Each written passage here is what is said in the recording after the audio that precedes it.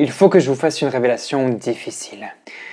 Dans la réalité du monde entrepreneur, une idée, ça ne vaut rien.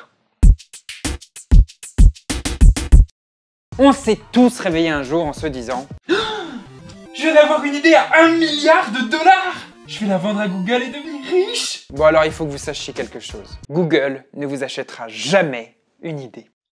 Oh... Je sais, c'est dur. Bah oui, parce qu'une idée, ça a pas de valeur. Bon alors attendez, quand je dis qu'une idée ne vaut rien, ça ne veut pas dire qu'il n'y a pas des bonnes idées et des mauvaises idées. Par exemple, un Tinder pour chien. Perso, je sais pas, je le sens pas.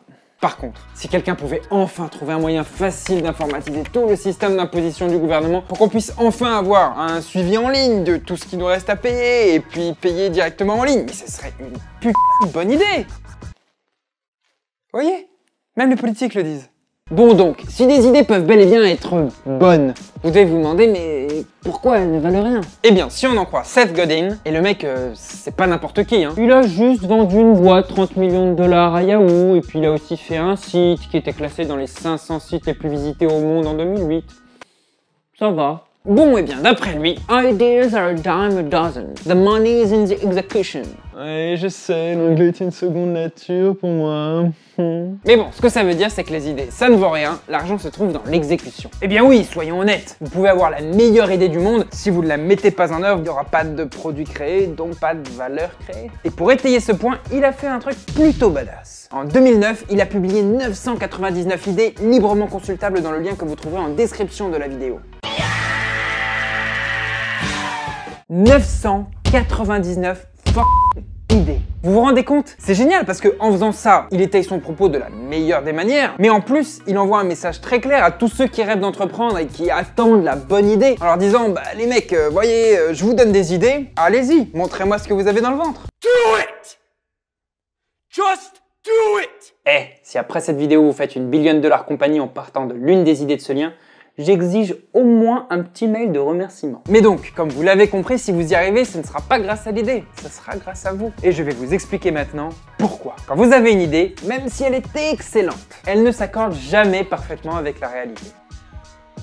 Du coup, dans le processus entrepreneurial, une idée, ça ne sert pas à rien, mais c'est juste un point de départ. Et de base, ça ne marche pas. Pour que ça fonctionne, il faut expérimenter et se confronter à chaque obstacle un par un. Faire des essais et voir si ça fonctionne ou pas, jusqu'à trouver la bonne recette.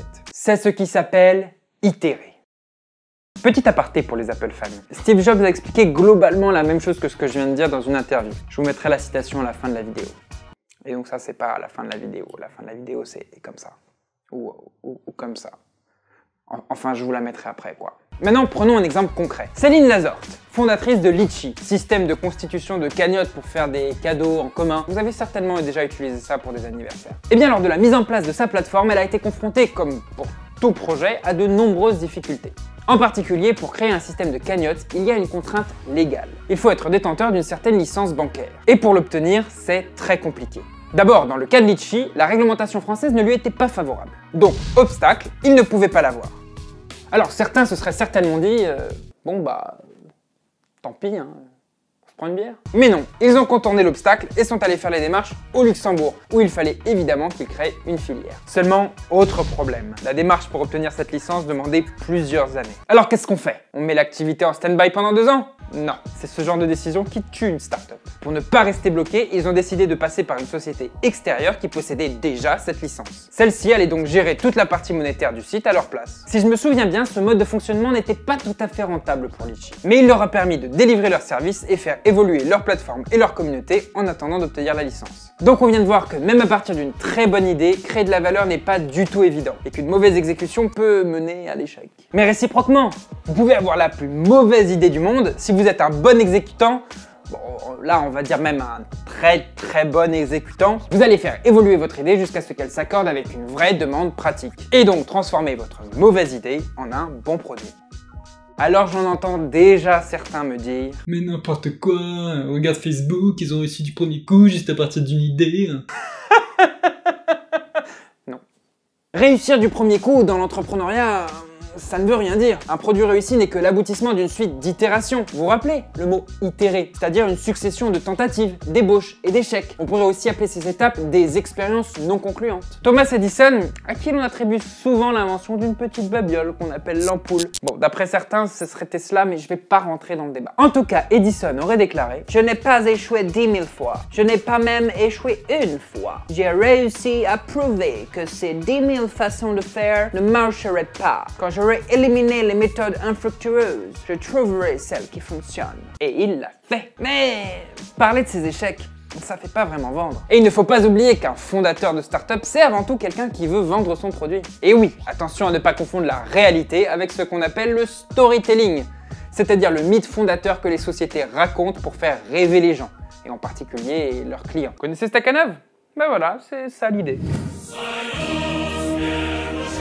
Mais je ferai une vidéo sur le storytelling. Par ailleurs, on a tendance à penser que toutes les sociétés qu'on connaît ont réussi parce qu'elles auraient été les premières à avoir leur idée géniale. Mais la réalité est que toutes les sociétés que vous connaissez et utilisez tous les jours n'ont jamais été seules sur leur marché. Et elles ne sont arrivées là où elles en sont aujourd'hui que parce qu'elles ont su sortir du lot grâce à une exécution d'un niveau supérieur à la concurrence. Pour quasiment tous les succès entrepreneuriaux, oui, même ceux-là, on peut à chaque fois citer plusieurs concurrents, parfois très nombreux, qui ont tenté avant ou en même temps de faire la même chose et qui ont échoué car, malgré une bonne idée de départ, l'exécution n'était pas au niveau. Des startups partant d'une bonne idée qui meurent, il y en a tous les jours.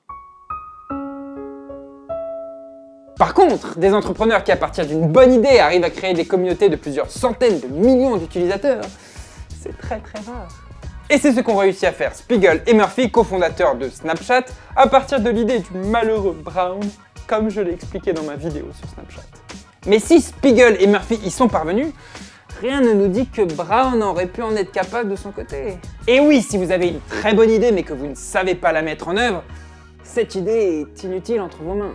Imaginez ce qu'aurait donné l'idée de Facebook entre les mains d'un boulanger.